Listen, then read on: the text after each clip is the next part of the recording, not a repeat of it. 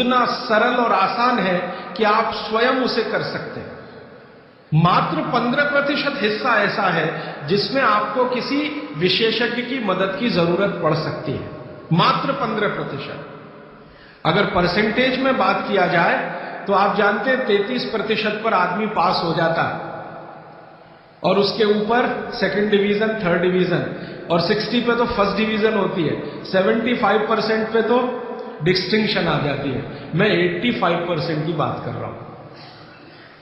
85%, 85% चिकित्सा और स्वास्थ्य का हिस्सा ऐसा है जो आप स्वयं अपने जीवन में कर सकते हैं बिना किसी विशेषज्ञ की मदद के। बस 15% हिस्सा है जिसमें किसी विशेषज्ञ की जरूरत है। और आपको मैं एक आगे की बात कहता हूं कि ये जो 15% हिस्सा है आपकी जिंदगी का जिसमें आपको विशेषज्ञ की जरूरत पड़ती है, ये हिस्से में सबसे कम बीमारियां हैं, सबसे कम बीमारियां।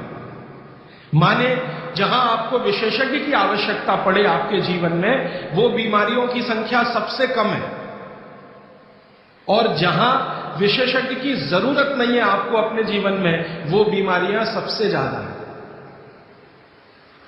इसका माने कि हम 85% तो डॉक्टर हो ही सकते हैं।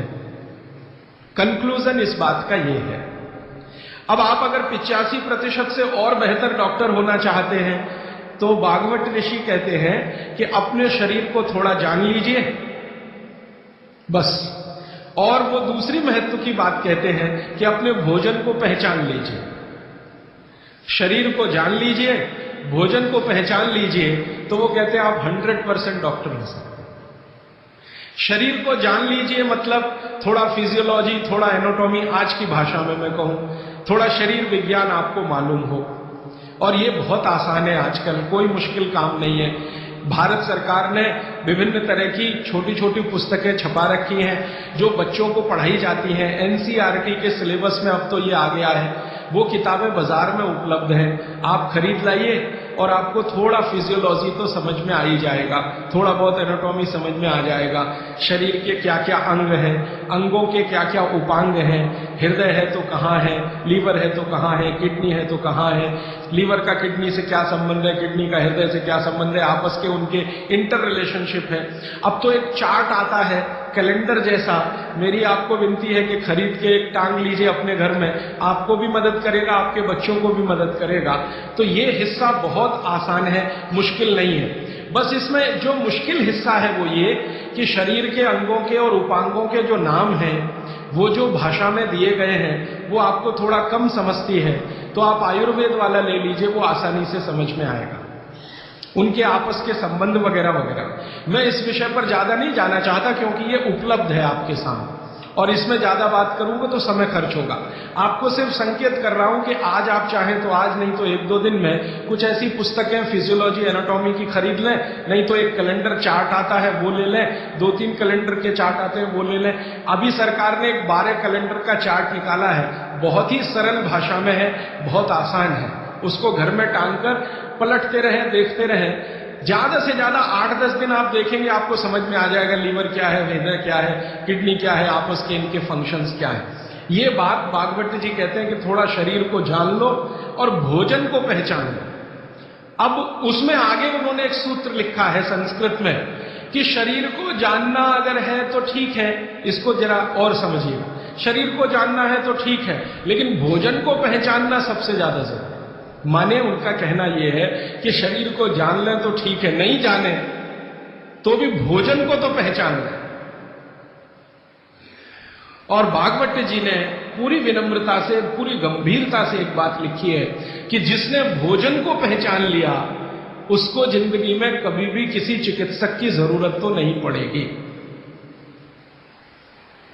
अब भोजन को पहचान लिया माने रसोई घर को पहचान लिया, सीधी सी बात है।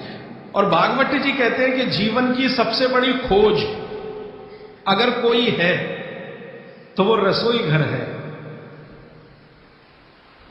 और वो कहते हैं कि सबसे बड़ा विज्ञान अगर कोई है तो ये रसोई घर का विज्ञान है, जिसको भोजन विज्ञान कहें या पाक शास्त्र कला कहें, जो भी बात आप कहना चाहें। वो ये कहते हैं कि इससे बड़ी खोज पूरी दुनिया में हुई नहीं और अगले हजारों साल होगी नहीं। इतनी गहरी बात वो कहकर चले गए यहां से। वो कहते हैं कि पिछले हजारों साल में हुई नहीं भोजन से ज्यादा रिसर्च और अगले हजारों साल में होगी नहीं। और मैं अपने अनुभव से और आप खुद अपने अनुभव से ये बात कह सकते हैं कि दुनिया में भोजन और रसोई पर सबसे ज्यादा रिसर्च अगर कहीं हुई तो भारत में हुई और अगले हजारों साल भी होगी तो भारत में ही होगी। क्यों? दूसरे देशों में भोजन ही नहीं है, रिसर्च क्या करें?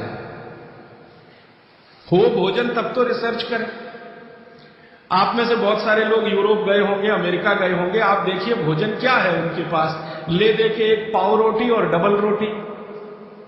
अब वो आलू से खा लो या प्याज से खा लो, प्याज से खा लो कि आलू से खा लो, उसको बीच में काट के प्याज भर लो या प्याज बगल में रख के खा लो। उसको पिज्जा कह दो, बर्गर कह दो, हॉट डॉग कह दो, कोल्ड डॉग कह दो, वो प्रिपरेशन तो एक ही है ना। और वो प्रिपरेशन है मैदे को सड़ाकर बनाया हुआ। इसके अलावा उनके पास कुछ है नहीं जिसको फूड स्टफ कहा जाए, माने सॉलिड भोजन, मुख्य भोजन कहा जाए, वो उनके पास एक ही है, पाव रोटी डबल रोटी।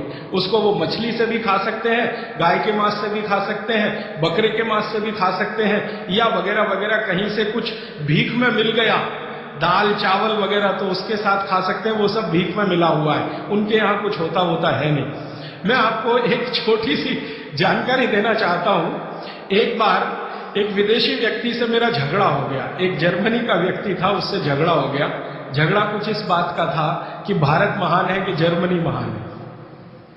ये जर्मनी के लोगों को आप जानते हैं थोड़ा शॉविनिज्म बहुत है, खराब शब्द है शॉविनिज्म, लेकिन मैं इस्तेमाल कर रहा हूं। वो कहते हैं हम श्रेष्ठ हैं, दुनिया में हमसे बड़ा कोई नहीं, हम सर्वश्रेष्ठ हैं वगैरह वगैरह। हिटलर भी यही कहता था। तो उसकी महानता की हवा निकालने के लिए मैंने उससे कुछ सवाल कर लिए तो परेशान हो गया, लेकिन जर्मनी की असलियत सामने आ गई। मैंने उसको पूछा तुम्हारे देश में क्या होता है? गन्ना होता है, गन्ना, शुगर केन? तो उसने कहा नहीं होता। आम होता है? आम नहीं होता। केला होता है? नहीं होता। चीकू होता है? नहीं होता। संतरा होता है? नहीं होता। मौसम्मी होती है? नहीं होती। जब बहुत परेशान हो गया तो कहने लगा देखिए मिस्टर राजीव दीक्षित, कोई भी मीठी चीज मेरे देश में नहीं होती। अब बात आगे बढ़ी,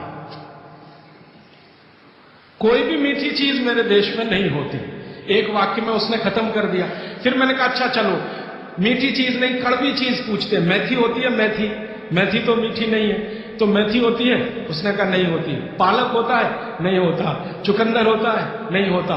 फिर थोड़ी देर में परेशान हो गया, कहने लगा हरे पत्ते की कोई चीज मेरे देश में नहीं होती। तो मैंने कहा फिर होता क्या है? तो उसने कहा दो ही चीजें हैं, एक तो आलू होता है और एक प्याज होती है। तो आलू को प्याज में मिला के खा लो या प्याज को आलू में मिला के खा लो, और कुछ नहीं होता।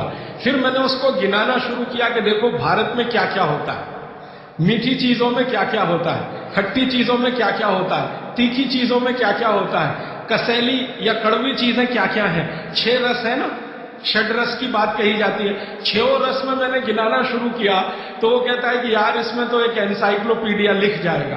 मैंने कहा यस, भारत में इतना ही होता है। और मैंने उसको जब ये कहा कि ये हर गांव में होता है तब तो वो बहुत परेशान हो।